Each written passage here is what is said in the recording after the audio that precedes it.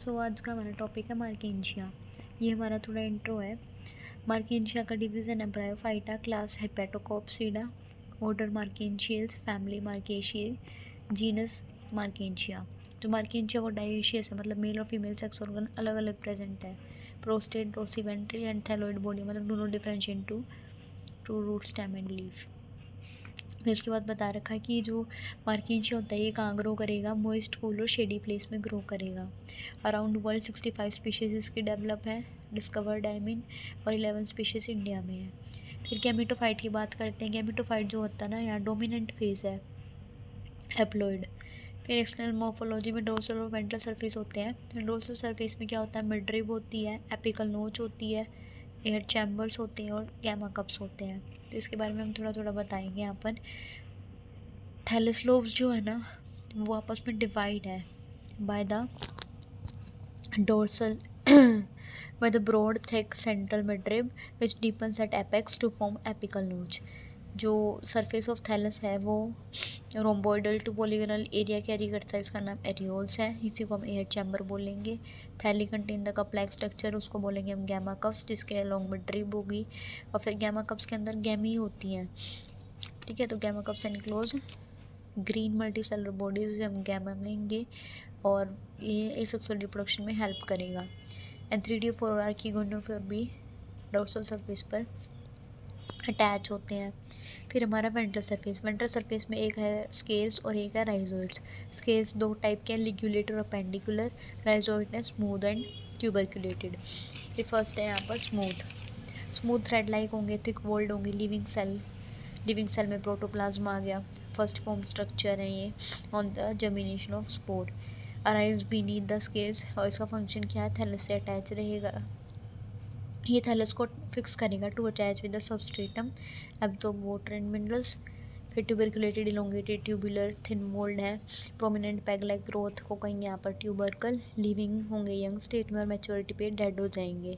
Arise करेंगे beneath the scale parallel to the surface and it will act as serve as capillary conducting system. इसका function क्या है, water को carry करेगा different all parts of the body और helps to retain moisture. फिर है scale जो होते हैं मल्टी सेलुलर प्लेट लाइक होते हैं, पर्पल कलर के, वन सेल लेयर थिक होते हैं, arrange in 2-4 rows on either side of midrib. फिर स्केल के दो पार्ट है, एक है अपेंडिकुलर, एक है सिंपल। अपेंडिकुलर लार्ज और वेज शेप होता है, दो पार्ट है इसके, बॉडी या फिर अपेंडेज। यहाँ पर जिसमें अपेंडेज एब्सेंट होंगे तो वो लिग्यूल स्केल बनाएगा। सिंपल में क्या आ जाएगा, ये इनर रो पे स्केल प्रेजेंट होगा सिंपल वाला। फिर इसका फंक्शन है मॉइस्चर रिटेन करेगा एक तो ये, और दूसरा प्रोटेक्ट करेगा थैलस को फ्रॉम डेसिकेशन। फिर है थैलस के internal structures, epidermal region, photosynthetic zone and storage region. Epidermal well defined है, अपर और लोअर एपिडर्मिस होती है, अपर सिंगल लेयर्ड है, क्लोरोप्लास्ट होंगे इसके अंदर, थिन वॉल्ड सेल्स होंगे with the slightly thick and water proof outer layer. Barrel shaped cell होंगे इसके अंदर, एयरपोर्ट्स जो कि 4 to 8 tiers of cell contain करेंगे, ब्रॉड इन मिडल एंड ऊपर नीचे से नैरो होंगे। लोअर में क्या जगह वेंट्रल लिमिटिंग लेयर है ये, इसके अंदर पॉलीगोनल कलरलेस या ब्राउन सेल्स होंगे जो कि क्या कंटेन करेंगे, राइजोइड्स एंड स्केल्स। फिर उसके बाद इसका फंक्शन है प्रोटेक्शन में हेल्प करेंगे, ट्रांसपिरेशन रेट को चेक करेंगे, फोटोसिंथेसिस रेस्पिरेशन में हेल्प करेंगे। फिर असिमिलेटरी जोन है जो अपर एपिडर्मिस के नीचे प्रेजेंट है, सिंगल हॉरिजॉन्टल लेयर है and they are arranged in the distinct air chamber. अब वो एयर चैम्बर्स में जो सेल्स होंगे आपस में सेपरेट आउट होंगे वो सेप्टा के थ्रू। सेप्टा 1 सेल थिक है, 2-4 लेयर सेंटीमीटर्स की है, सेल्ड इन हाइट है ये। जो चैम्बर है वो डोर्सल सरफेस में ओपन होगा बाय द बैरल शेप्ड एयरपोर।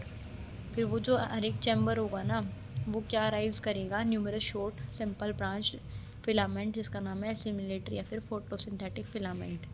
फिर स्टोरेज जोन है ये वेंट्रल साइड पर प्रेजेंट होता है, सेंटर पे ये थिक होगा, रिड्यूस हो जाएगा 3 to 4 layers thick towards the margin. फिर इसके अंदर यूनिफॉर्म टिश्यू होंगे जो किसके बने हैं, large colourless thin walled parenchymatous cells के। It will contain oil body and mucilage called the oil body cell and the mucilage cell. इसका फंक्शन है म्यूसिलेज जो है ना वो कंजर्व करेगा वाटर को, डेसिकेशन से प्रिवेंट करेगा। फिर हमारी रिप्रोडक्शन है वेजिटेटिव और सेक्सुअल। पहले वेजिटेटिव पढ़ेंगे, fragmentation, gemma formation and the adventitious branches. Fragmentation का मतलब क्या होता है, जो थैलस होगा ना मर्केंचिया का, जब वो ओल्ड हो जाएगा या डिके हो जाएगा तो उससे क्या हो जाएगा, वो ब्रेक हो जाएगा फ्रेगमेंट्स के अंदर, और हर एक फ्रेगमेंट एक नया प्लांट, इंडिपेंडेंट प्लांट बनाएगा। फिर गैमा फॉर्मेशन, स्पेशलाइज स्ट्रक्चर को हम गैमा कहेंगे। They are produced inside the gemma cups on the dorsal side of the thallus. Gemma क्या होते हैं, small multi cellular green land shaped body होती हैं, मल्टी सेलर होती हैं, discoid body vertical inserted into the gemma cup in unicellular delicate stalk. मतलब जो गैमी होती है ना वो एक स्टोक से तो अटैच होगी और किसके अंदर इंसर्ट आउट होगी, गैमा कप्स के अंदर इंसर्टेड होगी। तो gemmae develop inside the gemma cups, यही बात सारी इसमें घुमा रखी है। फिर एडवेंटिशियस ब्रांचेस क्या होंगे, एक नई ब्रांच अराइज करेगी थैलस से, वो ब्रांच डिटैच हो जाएगी और खुद एक नया प्लांट बना देगी। फिर है सेक्सुअल रिप्रोडक्शन। सेक्सुअल रिप्रोडक्शन की पोजीशन क्या होती है, एपिकल या फिर टर्मिनल पोजीशन होती है इनकी, from the apical cell of dichotomous branch thallus. हर एक अपराइट सेक्स ब्रांच को बोलेंगे हम गैमीटोफोर, मेल में एंथ्रीडियोफोर और फीमेल में आर्किगोनियोफोर। एंथ्रीडियोफोर में मेल स्ट्रक्चर हम कहेंगे इसको स्टोक्ड होता है, अम्ब्रेला शेप होता है। स्टोक कहाँ से अराइज करेगी, डोर्सल सरफेस ऑफ थैलस से अराइज करेगी। टॉप डिस्क जो होगी वो उसकी 8 लोब्ड होगी, जो उसकी अपर सरफेस होगी डिस्क की, उसके पास चैम्बर्स होते हैं और उन चैम्बर्स के अंदर एंथ्रीडिया होता है। वो जो एंथ्रीडिया होंगे वो एक्रोपेटलोडर में अरेंज होंगे, मतलब जो ओल्डेस्ट एंथ्रीडिया होगा वो सेंटर में होगा और जो यंगर एंथ्रीडिया होगा वो एपेक्स पे होगा।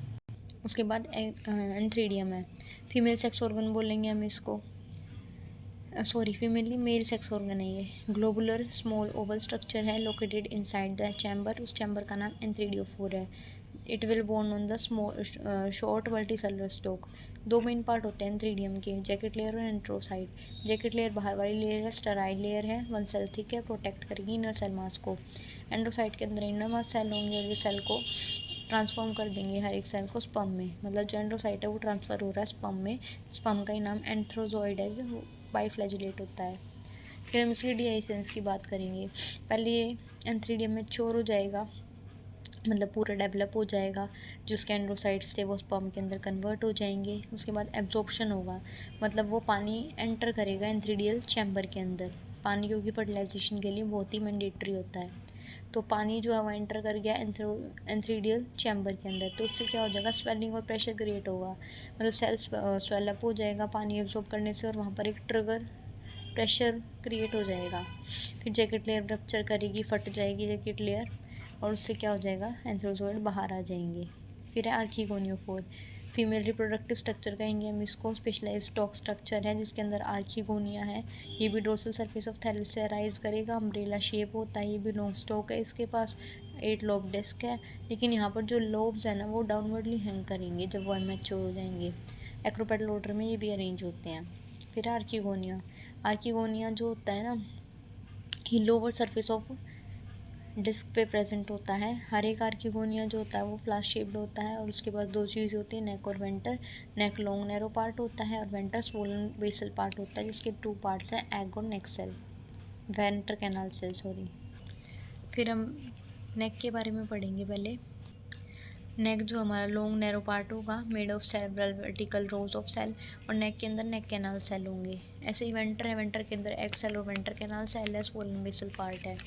उनके बाद आउटर प्रोटेक्टिव कवरिंग्स होती हैं स्टेराइल सेल्स की। फंक्शन क्या है, एग सेल को प्रोटेक्ट करेगा, प्रोड्यूस करेगा और फर्टिलाइजेशन की साइट है ये, और ये क्या करेगा, जाइगोट को नरिशमेंट प्रोवाइड करेगा।